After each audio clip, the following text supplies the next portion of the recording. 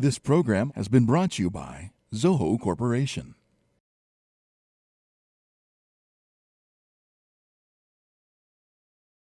Hello and welcome. I'm Kamla. My guest today is Punit Soni. He's an engineer, investor, and an advisor to startups, and also an entrepreneur. He just spent some time in India as the chief product officer of one of the companies that is a unicorn, Flipkart. Welcome to the show, Punit. Thank you for having me, Kamla.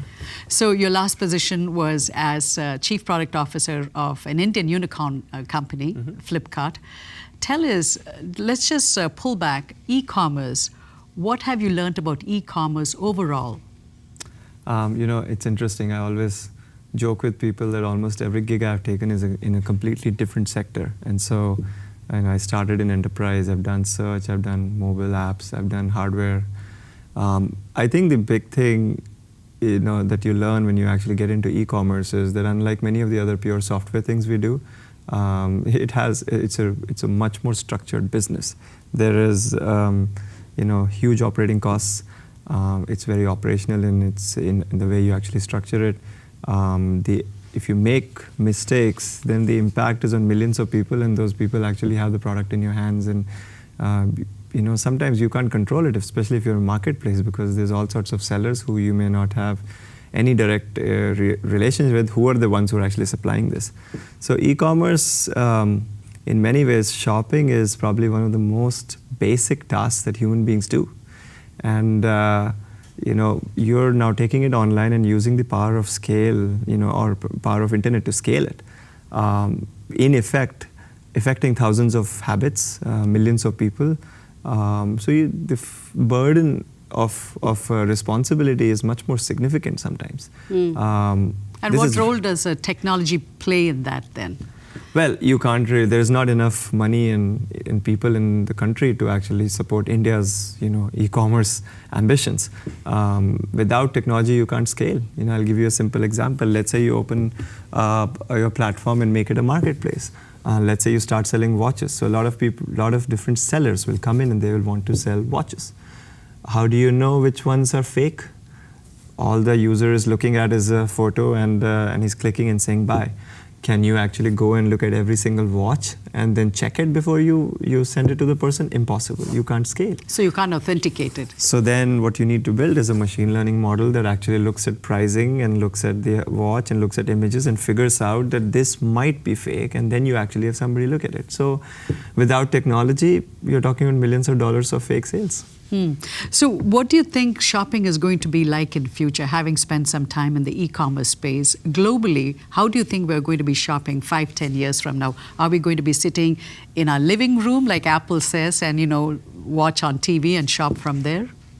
Well, I don't know how TV will be at that point. TV will be a different entity altogether. I think if you really think about shopping, what's really happening is the shortening of the time from when you think of something to the time that you have it. If you think about early days, what used to happen was you said, well, I think I might need a piece of a pair of shoes or something. So you think about it, then you go out, you research, you find 6 shops, you find something, you come back. It's a lot of investment of time and resources and energy. Now you can say, well, I'm going to just flick open my phone and try to swipe through a few shoes, and then maybe I like something that I want, click it, and a few days later it comes in.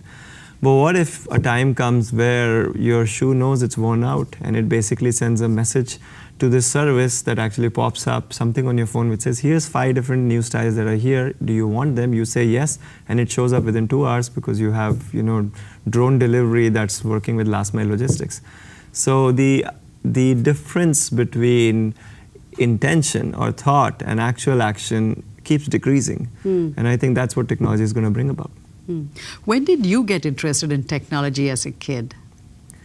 I can give you a really flowery story about how as I was a kid, I was breaking things and building them, and I got excited about it. The truth is... What did you break? I didn't. I know. My point was, I grew up in India. My dad was a nuclear scientist, and we grew up in this place where pretty much everybody was either doctors or engineers. And so at the time that I decided I wanted to do engineering, I didn't really even know what the ramifications of that were. There was just a choice I made because I kind of didn't want to do blood work. But your dad was an engineer, right? My dad was a scientist. Scientist, okay. But so you didn't talk about engineering growing up, or you didn't? We did. I mean, we were exposed to it. I think that the choice was made because, you know, that felt like one of the two legitimate choices to take in life. My point merely was that looking back in hindsight, there's hundreds of different avenues people can take, and I didn't really have the benefit of that exposure. I went to, you know, my undergrad without understanding what would happen if I actually became an engineer. Through the process of it, I learned little bit.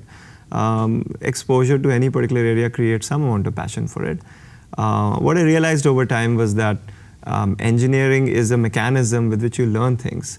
You know, the fact that I didn't know e-commerce before I got into e-commerce, or didn't really know hardware before I got into building hardware devices is irrelevant. In 2 or 3 months, you will learn it because engineering teaches you how to learn. Or problem solve. And so that is exciting to me. You know, that is something that over the years I've become much more passionate about. Okay, so it was a choice that it's a default choice if you grew up in India. Started as a default choice, became a logical extension when I did my master's, and then around the time I started thinking of business school, it became a foundational thing. It became something I would use to actually do things that I was more excited about or more interested in.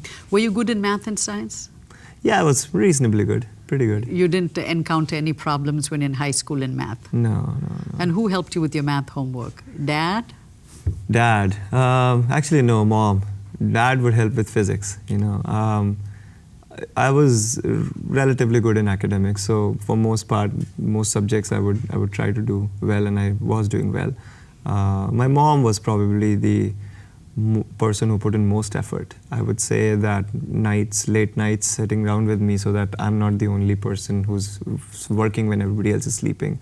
She would just stay up with me and you know, make sure. And it's not like the traditional, oh, I will feed you or something. This was, let's go and do this. I'm going to see if you did it right. So she actually knew all the stuff that I was actually learning in 9th and 10th grade and in high school. So I think she put in a tremendous amount of effort to make sure that I excelled at whatever I did. Was she a teacher? She should have been, in my opinion. I think she's probably would make an exceptional teacher. For us, she was. Okay, so she helped you through. Yeah. So you finished your undergrad, and how did you come to America? You know, when I was finishing up my undergrad, my dad said that I should go and do a master's program in US. I didn't want to do it at all. Why? I wanted to stay in India, and I wanted to, you know, kind of grow up and, you know, study there. I actually thought IIMs would be a good idea, so I thought maybe I'll go and get an MBA or something. You know, my dad pushed me that I should go take a shot at this. I was perhaps mildly iconoclastic. I said I'll do it, but I will do it only without taking any resources from you. So I'll try to get a scholarship. And you know, to some extent, that was kind of the intention, and it worked out pretty well. So you applied to schools and got full scholarship in one college? Yeah, I applied to a bunch of different schools. I think Rensselaer and Chicago and a couple of other places, but I also got into University of Wyoming, which is a funny story. Was, you know, I was telling somebody I'm going to University of Wyoming, and they said, "Is that in China?" You know, so most people didn't really know where it was. Did you know where Wyoming was? I found out, you know. You know, I got admission into it. I got admitted to a wonderful professor, to work with a wonderful professor who was pretty much one of the leading lights of electronic design automation, which is the area that I wanted to work in. You know, I just left and decided that I'll try to figure it out, you know, and so it was pretty interesting. Though I would say that people tried to scare me. I remember when I was flying in from Denver from New York, first time, there was a lady sitting next to me in the airplane, and she was like, "Are you sure you want to go there? I mean, there's like, you know, cowboys with guns and women have mustaches." I'm like, "What is this place?" I think she was just joking, but it was funny. So how did you come to Wyoming? What was your journey like? Which airlines did you take? I don't remember. I think it was probably one of the cheaper ones. You know, I landed at 2 in the morning. Where did you land? In Denver, Denver International Airport. In those days, the older airport was there. Now they have a fancy new one. So you come to Colorado? Yeah. Denver, Colorado. Came to Colorado. Okay. In this, you can't really fly into Wyoming. There's small airports, but nothing from international.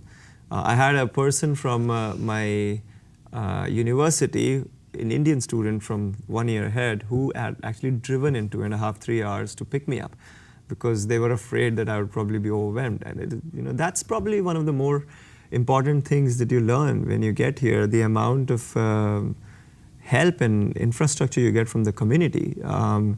They call America the immigrants' paradise in some ways. If you're good and you do the right thing, then it helps you succeed. Boy, the day I stepped onto the country, I've always had help along the way, and so that's how I kind of came and started the process of settling down. Very cold. Very cold. Early days were weird. I think the first meal I had was in Applebee's or something, which was quite an experience of its own. Driving for 2.5 hours through darkness in 2 in the morning to get to a place called Laramie was an experience of its own. I think I fainted like 3 days in, because Laramie's at like 8,000 feet above sea level, and I thought I could just play soccer the way I used to play on sea level. So that was an experience. But my professor was amazing. This colleagues, classmates were amazing. I don't think I had a single Thanksgiving that I was by myself. There was usually a local family who would invite us over. I had all the luck and privilege and affection and support that I could get from the country. Yeah, a lot of students that come from India and elsewhere go through the same process. Yes, absolutely. And they get a lot of help. And then you decided, your professor, you went and talked to him and found out, what should I do next? Yeah, I mean, I had a few opportunities. The truth is, I thought graduating from Wyoming, it might be hard to get a pretty good opportunity. But it was the internet boom days, so I was lucky. At those days, if you had a pulse and you knew some amount of coding, you would get a job. And so I think I had like a few job offers. One of them was in Colorado Springs, and the other one was here. And my professor was, if you want to retire and have a beautiful life and relax and raise children and just have a good time, then hang out here in Colorado Springs. I'm sure it's a great place, but but if you want to really be in the middle of things and you want to really see what the cutting edge of tech is and what's going on, then go to Bay Area. And I'm glad I followed his advice. I ended up here. So you come to San Francisco, you work in a couple of startups, and then you decide to go and do an MBA. Why was that? Why did you want to do an MBA? My story is a classic template story to some extent. Why do we do engineering? Why did we graduate? Why did we do masters? A lot of people do masters. Why do you come to Bay Area to do? A lot of people do that too. A lot of people from there on say that they want to actually go to business school. So I did all those things. In fact, the day I finished my masters, I started preparing for GMAT, because I thought I will give it, and then within the next 5 years, at some point when the score's valid, I'll apply. I wanted to do it mostly because I wanted to reinvent myself. I felt that I had made choices in life that were putting me on a very steady linear path, but it was a linear path. I wanted something that would disrupt it. Take some risks. I didn't feel like I had taken too many risks before that. People say, going to Wyoming with $800 of debt, cash in your pocket is a risk. I don't think it's a risk. You have everything you need to actually get through that. Coming to Bay Area and starting a job, so many people do it. I don't see any risk in it. I felt I wanted to do something that would actually really change the trajectory of my life and start doing things. Did you look at somebody, or did you look at a trend and decide, I want to do an MBA? I know you said that the day you graduated, you took your GMAT, and for 5 years the scores are valid.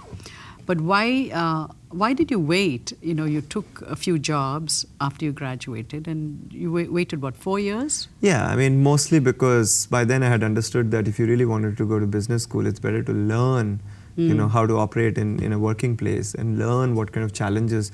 If you don't understand the questions, what are you going to go seek answers for? And I think that's probably one of the biggest reasons I always recommend take a few years and then go back to school, because your perspective will be very different.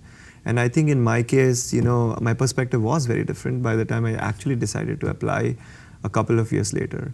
Come up with really thoughtful and fancy answers on why exactly I did business school. I think the simple answer is I wanted to change the trajectory of my career. I wanted to disrupt. I wanted to take a risk. I wanted to, most of my schools were really good schools, but none of them were like these highly embellished, like very well-known schools. I wanted to basically prove to myself I could go to a really good school and excel. Like an Ivy League school. Why not? So I had all those reasons. In hindsight, I don't know how much they matter, but they definitely did lead to the chain of events that have led me to where I am right now. And applying for MBA school was not an easy process. Not for me. I mean, I think I always tell people, Brown, high GMAT score, engineering degree, a couple of years of Bay Area tech experience. It's like millions of us. I feel like top schools must be bored of looking at applications for so many of us. And the truth is, that's how you are looked at. When you get in, it's nobody's fault. It's just the way you are. So then, how do you become a person? How do you go from all of those tags that are attached to you to Punit? And that journey was hard. First year I applied to some of the top 20 schools, got rejected universally, didn't really get anywhere. Because there was nothing differentiating you. Yeah, it's just another one, similar setup. So what did you do after the first year rejection? Then I said, okay, let me try to the first motivation was, let me try to explore aspects of my personality above and beyond, what I'm about or what it looks like I'm about on paper. I liked running, so I started training for marathons. I was very interested in child psychology. So Why? It's just something that, over the years I had read, I just had a fascination for. I was always curious about how, as children are growing up, they're so almost like a clean slate, and how they almost get layers and layers on top of them as the time goes.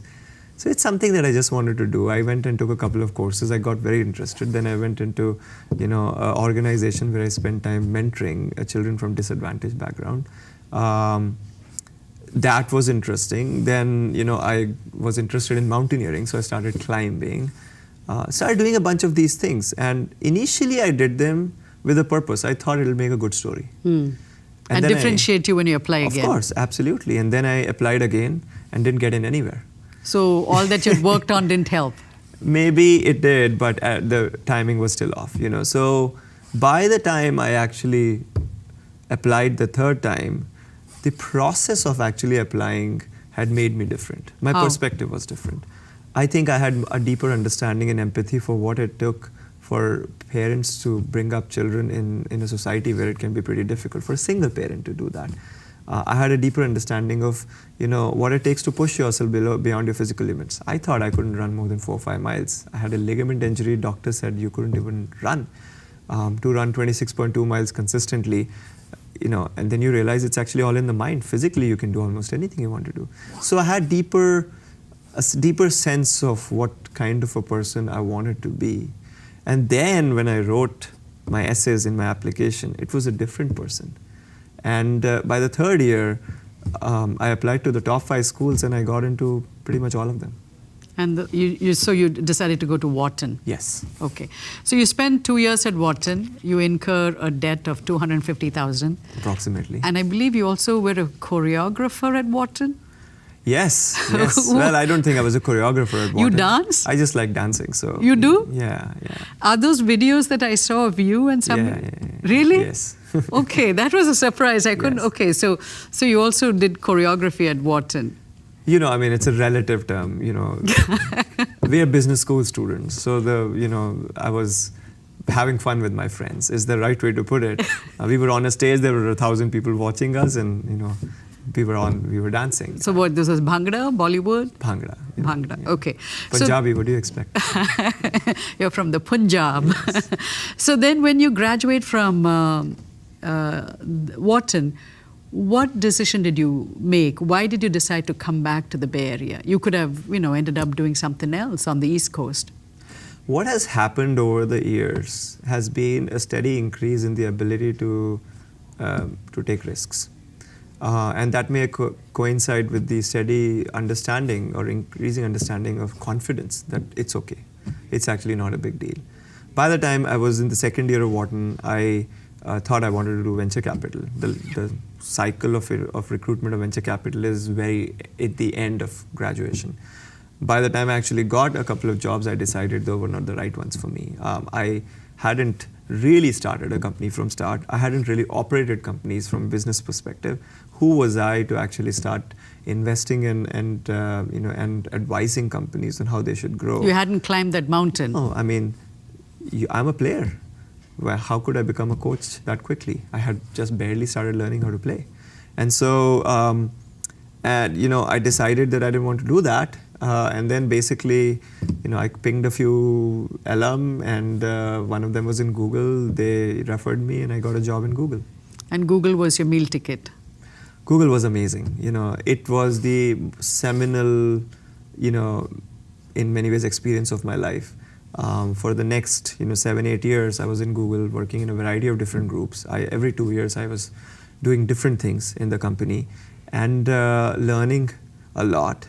Though it was pretty obvious, everything in life becomes a linear path ultimately. And so, you start your undergrad, it's a linear path, then you take off to US, you have a jump, then you have another linear path when you're doing your business school. Google was another linear path, so at some point, I had to figure out how to disrupt that too. Have you ever spoken to your mother, because she's a philosophy major? Have you ever talked to her about your life and the linear path? I think, I would say that between my mom and dad, my mom is the one who usually says, keep disrupting, She's more supportive of my crazy jumps. It probably stems in from some sense of philosophy around it's going to be okay. I think because your dad has had a linear path. My dad's a scientist, He likes his research and he's got a more linear way of doing things. Though I think post-retirement he's gotten a little bit more, risk-taking. But my mom from the start had always told us, keep just doing crazier things. You will have fun. You will get there. You'll find a way. And we actually do. Okay. Most of the time. So the 7-8 years in Google was another pivot in your life? Yes. Okay. What was it that you learned at Google? Talk to us about Google's culture shaping your thought process. Tremendously. I mean, I would say respect. Innovation comes when you actually allow people the space to think. Innovation comes when you don't micromanage, when you try to move beyond the politics of the kind of things you need to do and to the exact area or the exact problem you're trying to solve. The fixation of user at the end of the day and the problems they have and trying to solve issues for them, these are all things that Google teaches you. I think the biggest thing is, in Larry and Sergey, we have such incredible role models. It's something I talk about a lot. I think that we just don't have enough role models to look up to when we actually are building companies. These people could have been infinitely more richer. They are very rich. They could have probably focused on their own ivory tower and not really worried about all of us. But they channeled a substantial amount of resources back into the employee base. They gave us the freedom to come up with crazy ideas. They gave us the liberty to actually go and make these mistakes and do things. I think that Google embodies what in many ways Larry and Sergey's philosophy is. And in many ways, it's spun off a whole new generation of companies. Look at all the startups around us. They try to emulate in many different ways what Google's done. And so for me... Why do you think they don't succeed, those startups? Some do, some don't. I think that culture by itself is not enough. What else is needed? You need a great team first. How do you build a team? What have you learned from building a team? Try to find people who are better than yourself. It is very hard to do. And it's almost a cliche in many ways. But if you found somebody better than yourself, on a day-to-day basis, would you be able to handle them? Because yes. If they challenged you, you're okay with it? Yes. That's the only way it works. That's the only way it works. I've had teams of people, entrepreneurs of companies we have acquired. I've had product managers in my team, all of who I respect deeply. And because I respect deeply and I think they are amazing at what they do, they may be at a slightly different stage in their life. Maybe 3 years later, they might be in a position that's even higher than my position. But they are spectacularly smart people and doing great things. So if you can empower them and free them up, first of all, you scale better. You just become much better at what you do. Second, you build an A+ team. The truth is, if you hire B people, you end up with a C team. And if you hire A people, you end up with an A+. Sometimes, C people can also do very well if they get the right atmosphere. But then they are A people. They just don't have had that mentorship yet. Okay. And so, how do you hire a great team? You have to have a sense or a judgment of a person's character and a personality. and have a sense of how you can actually help, if anything, if there's anything you can do to actually bring it out. And then you free them up. And more often than not, it works well. My best teams are teams that have had people who are smarter than me. So you worked on Google Social? Yes. Okay, and how would you rate your work there? What did you learn from there? Because Google Social had its ups and downs. Yeah, I mean, look, I did 4 things at Google. I was in search, then I was in the mobile apps group, then I was in social, and then I did Motorola. I think the last 4 things I've done in my career, in general, like, mobile apps, Motorola, social, and Flipkart, it's been like 50% success rate. I would say Flipkart's not really a success for me. I don't think Google Social was that successful. I think that mobile apps and Motorola were tremendously successful. So what did you learn from the successes and the failures? I think with successes, the critical thing is, many of these had the right culture. Some you actually have to build a lot of the culture. In Moto, it's a cultural evolution. It's not necessarily just a technological and product evolution. In Flipkart, it's a cultural conversation. It's not just a product and tech conversation. What you learn is that, first of all, invariably, if you want to bring about change, you can have great tech ideas, great product ideas, great insights, etc. But ultimately, a leader's job is to transform culture and thinking. So a leader is the key. Absolutely. And in places where you can actually create that culture, companies succeed. In places where you're unable to create that culture, companies don't succeed. And so to me, basically, the conversation usually starts with, what setup am I going into? What are the other leaders like? How's the team? How are they thinking? What are their motivations? What do they feel afraid of? What are their challenges? You work on that first. And then later on, you come up with a technical or product insight that can help go to market or whatever else you're trying to solve. And so that's probably my biggest learning. In all of these places, ultimately, we have been working in cultural transformations. Got you. So when you graduated from Wharton, you thought you would become an investor and realized that you just needed to go and learn the game. Now you've learned the game to a large extent, and you've spent time in different environments. Yeah. And you're ready to don the hat of an investor. Well, now what I've realized is that you can invest on the side all the time. You can be an investor. You don't have to. Investments can be a full-time or a part-time role. It doesn't matter. It's just a role. So you're still looking for your next gig? Yeah, I'm looking for my next passion. That's probably the right way to put it.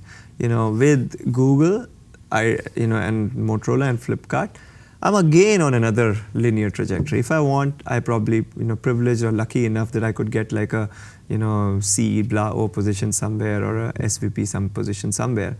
But that still feels like a linear path now. And so now I'm asking myself, how do you disrupt this? I don't know the answer to it, so I have to think hard about it. Maybe starting something, maybe finding something I'm super passionate about and going and doing it from scratch. I don't know. I don't know. Okay. My last question, we've all run out of time. What phone do you use? Well, right now I have a Nexus. Okay. So you're faithful to your... I love Android and I love, all the devices we made. I just don't have a Moto phone, but I have a Nexus phone now. Punit, thank you so much for stopping by and talking to us. Thank you. It was a pleasure talking to you. And thank you for watching. We'll be back again with another episode next week. If you missed any of our shows, you can catch them on our YouTube channel.